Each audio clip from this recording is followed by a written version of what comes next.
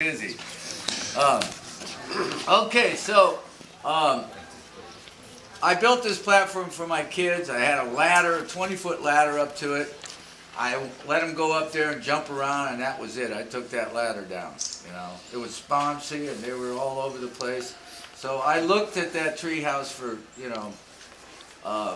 10 years. You know, saying how I could do it. And that one there, I just took some big spikes and spiked, some boards up against the tree, some 2x10s or something like that. They weren't big enough for the spans, and but I just tacked them up against the tree. So when I decided to build this tree house, I had learned a little bit more about building. I hadn't built anything before, but I had noticed that trees seemed to get along quite well with metal. I had fences around, all kinds around here, some of them to trees. You know, you hear stories about bicycles getting caught in trees, and the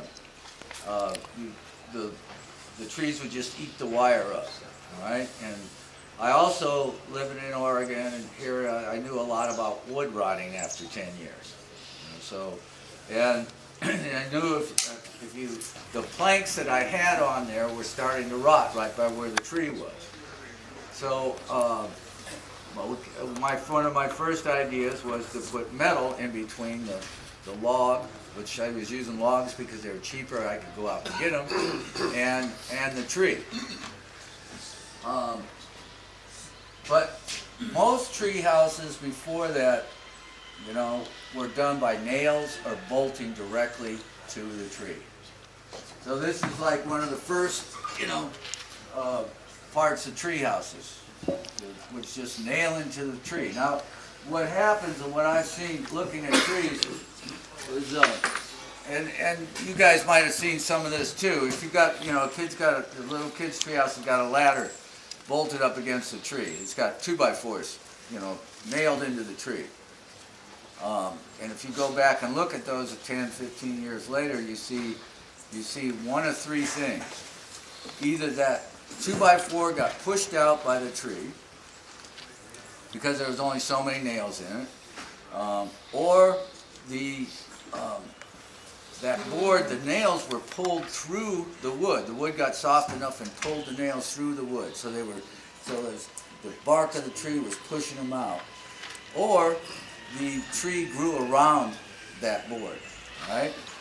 So then the other thing you see with the tree houses is a lot of times they get torn apart, and they get torn apart. A lot of times the nails will pull out, or they'll split the wood, or whatever. So those were the primitive tree houses, I guess. And what happened here, what I did in 1990, actually there was a few other people that were starting to actually be serious about building tree houses. Peter Nelson being one of them. We started, putting metal in the tree first, and that's like the first advancement of tree house, evolution. Then, so nails are one, then it's lag bolts, all right?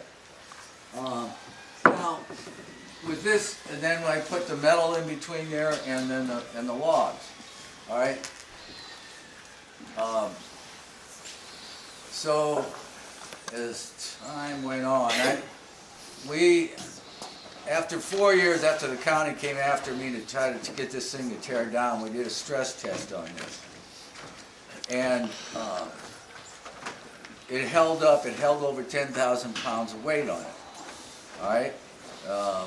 There was 10,000 pounds, 2 dogs, a cat, and we're not sure if the hummingbird lighted or not. But one of the things in those 4 years since I built it, you could see the wood, where I put the metal, the tree was starting to bolster block the tree house. Now, I just had 5/8" bolts in there, so 4 of them were holding up the one end of it. Now, after 5 years, I had those bolts, but I had a bolster block. So, this tree house got stronger as time went on. But okay, so but we're noticing with that, seeing that and seeing the growth of the tree, we're seeing that the tree house was starting to encroach more on the tree. All right, so when we started the first treehouse conference, which was in 1997, one of the things we did was we started testing things. We wanted to build a better tree house. All right, so this was the first way that we. So this is how the Peacock Perch is built with a piece of channel. And you can see that it grew right around in here, and then it actually started growing over it. But so we tested this. We put a hydraulic jack on it, and this is a test from a tree that I had sitting over here, and it held quite good. It held like 4,000 or 5,000 pounds. But part of how it was working, how this works, is that it's friction. It holds friction in there, up against the tree. So these bolts push up against the tree, and a lot of your construction, your nails and everything is in shear, but the friction along the tree is what helps carry the load. All right, so that's a fairly strong way, but it doesn't allow for growth. This is a temporary growth, but after a while it grew in there, and it will show you around. If you look around underneath the other treehouse, you'll see how much it's grown in 20 years. So that was fairly strong, but then we put things like bolts in there, and then put a force on them, and they just bent, snapped, so it was to perch something on there. If you had it held away from the tree, there wasn't hardly any weight that it would hold. It would fail on it. If you took this bolt and put something up, press it up against the tree, it would hold a lot more. But if you wanted to try to lead growth to the tree, it would bend right away. And this is cheap metal, and we had the first conference and was breaking all these things. We said, "Ooh, the stuff off the shelf wasn't very good." So actually, it was Charlie Greenwood who came up with the idea of let's come back next year and try to simulate a limb. Come up with different ways that we can, trees are engineered quite well, and they hold these amazing weights, these branches out from them and everything. And so let's see if we can try to, imitate that. So the next year we came back. Jonathan Fairholtz was there too. He's an arborist that was there at the same time. And so when we came back the next year, we had 3 different types of attachments.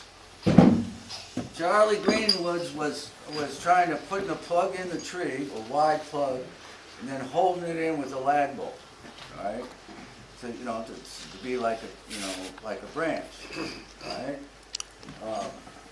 Jonathan Fairholtz was this massive piece of 2-inch, stainless steel that was driven into the tree. And then what I was working on was more of something that I started off with this here. The problem with this was that it was a light steel, and it bent too easy. It didn't hold very well. All right, and then we had actual bolts. All right. Now this bolt would hold about 3,000 pounds in a tree, and you put a hydraulic jack on it and start moving through the wood. All right, so, but I took one of these and then put a collar on the end of it. All right, welded a collar on there, and this held like 6,000 pounds. And how it does is this boss greatly increases the resistance of amount of wood material that it has to compress. That it has to, so its load bears on a lot more surface. So we went down from, we upped the size of the boss. And as we go on, first it was a 3/4 inch boss, then a 1 inch boss, then then actually for more. Then we have put bigger bosses. This one here is the first HL. This is a heavy limb. All right. So now in some of the engineering classes we'll talk about the evolution of this and how all these different things work. All right. But now I want the 22 years of growth part of this is what has happened to these trees in the last 22 years. All right, so want to go around and want to look at these different trees and see how they've handled the growth. All right, so.